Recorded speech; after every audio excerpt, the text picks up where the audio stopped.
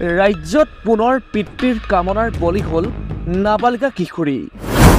চতুৰ্থ শ্ৰেণীত পঢ়ি থকা নাবালিকা কন্যাক ধৰ্ষণ লম্পট পিতৃৰ।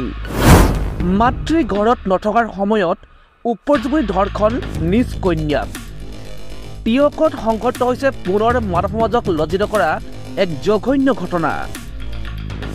চতুৰ্থ শ্ৰেণীত পঢ়ি থকা কণমানি জীয়ৰীক আন্ধাৰৰ সুযোগ লৈ ধৰ্ষণ পাখণ্ড পিতৃৰ। পৰেশ ৰাজোৱাৰ নামৰ লম্পট পিতৃয়ে সংঘটিত কৰিছে এই জঘন্য ঘটনাটো।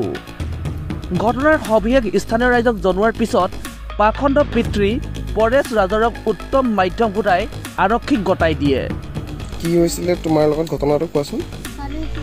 কালি পইচা আনিব গৈছিলোঁ, মম চম আনিব, মোক হাতটো ধৰি পিনে পালংটো ভকাই পিনে বেয়া কাম কৰি দিলে। কোনে কৰিলে? বাবাই। কি নাম দেউতাৰ?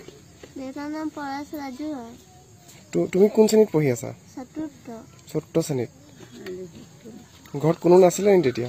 নাই, অকল বাই আছিলে। বা আছিলে।